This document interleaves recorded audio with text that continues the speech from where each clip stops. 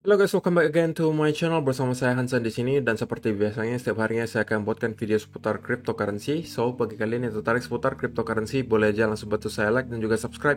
Jangan lupa juga untuk hidupkan lonceng notifikasinya supaya kalian gak ketinggalan update terbaru seputar cryptocurrency. Oke, pada hari ini guys, kembali kita akan bahas seputaran Bitcoin, dan seperti biasa kita akan mulai dari coin market cap terlebih dahulu. Per hari ini secara global market cap crypto berada di angka 1,77 triliun dolar atau turun sekitar 5,04%. Nah, Bitcoin sendiri di angka 38.300-an, Ethereum 2.838, BNB 388, Solana 97, XRP 0,64, Terra Luna 88, Cardano 0,83, dan Avalanche ada di urutan ke-10 dengan harga 69,45 dolar. So, per hari ini kita melihat market rata-rata kembali dalam keadaan merah, penurunannya ranging antara 3,sekian% hingga kurang lebih 8%. So, itulah outlook sementara dari beberapa top coin yang ada. Hari ini kita bakalan bahas khusus chart saja, karena ada beberapa chart yang sangat krusial yang menurut saya perlu saya bahas, sehingga kalau saya tambahkan dengan berita lagi, menurut saya videonya akan terlalu panjang gitu ya. So, kita langsung masuk aja ke dalam chart. Nah, chart pertama yang menurut saya paling krusial yang perlu kita pantau selama 1-2 minggu ke depan, itu adalah chartnya US dollar guys. Dan so far, ini sesuai dengan penjelasan saya di video beberapa hari yang lalu, soal salah satu senario paling ideal yang menurut saya bisa terjadi ke Bitcoin. Dan salah satu indikatornya adalah chartnya US dollar, di mana saya berharap US dollar itu push sedikit lagi ke atas untuk menyentuh upper trend line-nya, kemudian mendapatkan rejection dari sana. Oke, jadi step pertama itu udah tercapai guys, di mana kita melakukan retest di upper trend line-nya. Kita sudah approaching, bahkan menyentuh dari upper trend line symmetrical triangle di sini. Tinggal pertanyaan berikutnya adalah, apakah kita akan mendapatkan semacam rejection dari sini, ataukah momentum bullish US dollar ini cukup untuk breakout dari symmetrical triangle ini dan melanjutkan bullish trendnya ke atas. Tentunya kita sebagai investor cryptocurrency berharap senario di mana kita mendapatkan rejection itu yang terjadi gitu ya, di mana kita mendapatkan semacam pressure dari para sellers dan kita kembali revisit ke lower trend line-nya. Ini adalah senario paling ideal yang bisa terjadi ke Bitcoin. Karena kalau ini yang terjadi, menurut saya chance-nya cukup besar bahwa kita akan kembali melihat Bitcoin di all-time high yang baru. Tapi tentunya apabila yang sebaliknya terjadi, di mana kita breakout sekaligus melakukan retest dan melanjutkan bull trend-nya ke atas, maka ini bisa menjadi salah satu pemicu Bitcoin mungkin bisa drop hingga angka 20 ribuan dolar. Gitu ya. Kalau kita lihat lebih jelas chart-nya US dollar, sebenarnya secara historis hal yang sama juga pernah terjadi gitu guys. Di tahun 2005 hingga 2014 kita juga membentuk semacam symmetrical triangle. Oke, jadi selama 9 tahun berturut-turut kita itu terkonsolidasi di symmetrical triangle sebelum pada akhirnya di tahun 2014 akhir kita mampu breakout dan melanjutkan bull trend selama bertahun-tahun. Gitu ya. Nah, yang kita pengen lihat sekarang terjadi di US dollar adalah hal-hal semacam ini. Oke, kita nggak pengen ngelihat US dollar udah berada di area ini. Kita pengennya dia masih di sini, atau di sini. Yang artinya US dollar sekarang belum siap untuk breakout dari symmetrical triangle-nya dan kembali akan mendapatkan rejection dari upper trend line-nya. Tapi kalau misalnya nanti yang kita lihat adalah hal semacam ini, di mana kita breakout kemudian melakukan retest dan melanjutkan tren tersebut, maka ini adalah sebuah indikasi bahwa Bitcoin kemungkinan akan menuju ke area yang lebih rendah. Dan menurut saya 20.000 itu adalah area yang sangat make sense untuk kita tuju berikutnya. Dan secara indikator, sekarang di weekly chart bahkan, kita sudah melihat indikator RSI itu sudah dalam keadaan yang overbought. Gitu ya. Karena memang kalau kalian lihat, kita naik secara terus-menerus tanpa ada koreksi yang berarti gitu guys. Oke, yang menyebabkan sekarang indikator RSI itu sudah sangat overbought, dan terakhir kali indikator RSI di US dollar ini se-overbought ini itu di tahun 2014 kemarin. Oke? Dan ini adalah hal yang sangat amat jarang terjadi. Gitu guys. Dalam kurun waktu 20 tahun terakhir kalau kalian perhatikan, ini hanya terjadi beberapa kali. Di sini sekali, di sini sekali, di sini satu kali, kemudian kurang lebih juga di sini semua satu kali. Jadi dari tahun 2000 hingga sekarang itu kurang lebih hanya terjadi selama 4 kali saja, di mana kita melihat indikator RSI di weekly chartnya US dollar itu se-overbought ini.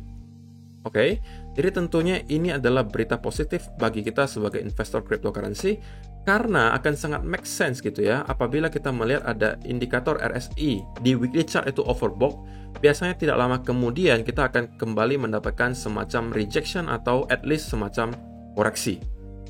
Dan tentunya kita juga sekarang approaching sebuah major resistance yang berupa upper trend line-nya di sini.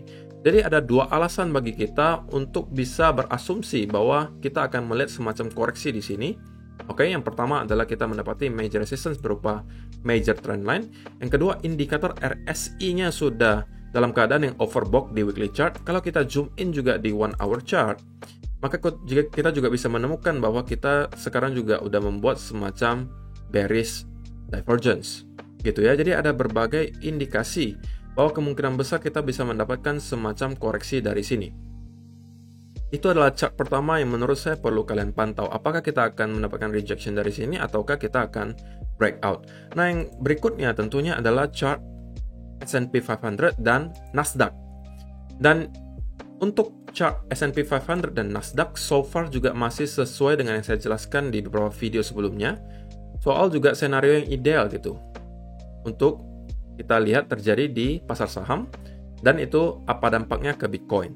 Di mana saya berharap juga bahwa memang kita kembali membuat satu lagi low untuk melakukan retest ke trend line yang sudah tercipta selama bertahun-tahun di sini. Kalau kalian lihat S&P 500, ini trend line-nya sudah tercipta bahkan dari tahun 2012 kemarin dan berkali-kali menjadi area major resistance. Dan sedikit lagi kita akan menyentuh ke area tersebut. Oke? Nah, menurut saya pribadi, apabila S&P 500 kembali menyentuh area trendline ini juga akan membuat Nasdaq kembali nge-retest trendline-nya di sini. Oke? Di Nasdaq kita juga melihat ada sebuah trendline yang tercipta dari tahun 2018, di mana kita berkali-kali mendapatkan rejection dari sini. Kemudian ketika di breakout kita jadikan sebagai area support, dan kali ini kita kembali approaching area tersebut. Oke?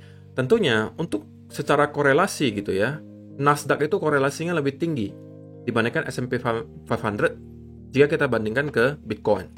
Jadi korelasi antara Nasdaq ke Bitcoin itu lebih kuat jika kalian bandingkan dengan Bitcoin versus S&P 500 gitu ya. So, tentunya kalau ditanya lebih penting mana, tentunya lebih penting adalah chartnya Nasdaq. Nah, kita bakalan bahas lebih detail chart Nasdaq gitu ya. Nah, kalau misalnya kalian perhatikan, kita sedang approaching salah satu major support yang menurut saya bisa jadi akan menghasilkan sebuah bounce. Pertama, kita ada di major trendline di sini, itu pertama, gitu ya. Kedua, kita juga approaching area horizontal support di sini. Dimana kalau kalian perhatikan sebelumnya, kita juga sempat reject di area sini. Sebelumnya adalah area resistance yang sangat kuat. Kita berkali-kali mendapatkan rejection, 3 kali mendapatkan rejection, sebelum pada akhirnya kita breakout dan menjadikan ini sebagai area support. Jadi yang awalnya resistance di sini, di flip menjadi support, dan sekarang kita harusnya juga bisa menjadikan ini sebagai area support. Jadi sudah ada dua indikasi gitu ya. Pertama, kita mendekati area major trend line. Kedua, kita juga mendekati area horizontal support. Yang ketiga, kita juga mendekati area psychological level atau area angka psikologi di angka 300. Oke. Jadi kita mempunyai beberapa indikasi gitu bahwa kemungkinan besar tidak lama lagi kita akan mendapatkan bounce di Nasdaq. Kemudian di US dollar kita akan mendapatkan semacam rejection. Dan kalau kedua hal ini yang terjadi, maka ini akan berdampak positif ke Bitcoin. Gitu ya. Tapi tentunya sekarang itu masih dalam sekedar analisa gitu guys, belum benar-benar terjadi. Dan kita baru akan tahu jawabannya ketika nanti market kasih tahu ke kita. Dan yang kita pengen lihat adalah tentunya kita dapat bounce dari sini. Tentunya secara probability ini cukup tinggi menurut saya, tapi tentunya tidak 100% guys. Apabila yang terjadi adalah hal sebaliknya, di mana kita kemudian breakdown dari beberapa key level di sini, baik itu major trend line, kemudian juga angka psikologi dan juga horizontal support di sini, maka tentunya kemungkinan besar juga US dollar akan break di atas symmetrical triangle-nya, dan itu akan berdampak pada harga Bitcoin mungkin bisa drop juga hingga ke angka 20 ribuan dolar. Jadi 1-2 minggu ke depan menurut saya adalah time frame yang cukup menarik gitu ya untuk market secara keseluruhan, baik itu pasar saham maupun forex maupun kripto, di mana kita akan melihat sebuah major move harusnya gitu ya, alias pergerakan yang cukup masif bisa jadi terjadi dalam 1-2 minggu ke depan. Jadi untuk kalian yang merupakan trader, siap-siap kemungkinan tidak lama lagi kita akan mendapati semacam volatilitas terjadi di market. Nah, sudah cukup ya untuk chart US dollar, chart Nasdaq, chartnya S&P 500. Sekarang kita langsung bahas ke Bitcoin. Nah, di daily chart sebenarnya belum banyak yang berubah guys. Tentunya kita kemarin melihat semacam drop yang cukup dalam ya. Namun ini tidak mengubah fakta bahwa kita masih sekarang berada di broadening wedge di sini. Kita belum breakdown dari pattern tersebut, dan juga kita belum breakdown dari lower trend line ascending channel di sini.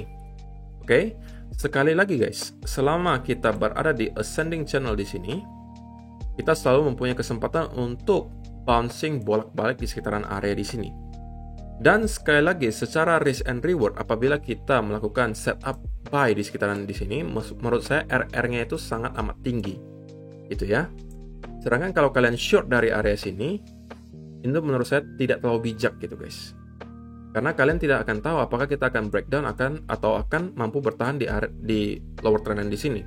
Kecuali kalian kalau pengen short gitu ya, menunggu ketika dia memang sudah fix breakdown dari area ini, kemudian melakukan konsolidasi berupa pattern bearish continuation, baru dari sini mungkin kalian akan mencari setup untuk short. Itu lebih bijak menurut saya. Tapi tentunya ya ini opini dari saya ya, pendapat dari saya. Kalau misalnya kalian memang ternyata pengen short, ya terserah gitu ya. Selama kalau kalian mempunyai risk management yang baik dan kalian mendapatkan setupnya, ya boleh-boleh aja, sah-sah saja gitu ya. Cuma untuk saya pribadi mungkin saya belum berani untuk short di sini. Yang saya lakukan malah mencari setup untuk buy lagi, gitu ya. Untuk trade yang kemarin tentunya itu break even gitu ya, dimana saya udah katakan saya udah menggeser stop loss saya ke arah entry dan itu terkena stop lossnya. Tidak masalah, saya tetap akan mencari setup untuk buy selama kita mampu bertahan di ascending channel di sini. Saya udah sampaikan ini berkali-kali, gitu ya. Dan ya, kalau kalian lihat di 1 hour chart, lagi-lagi kita juga berpotensi membentuk hal yang sama dengan terjadi kemarin, yaitu adalah apa? Double bottom, gitu ya. Dan neckline-nya tentunya berada di sini.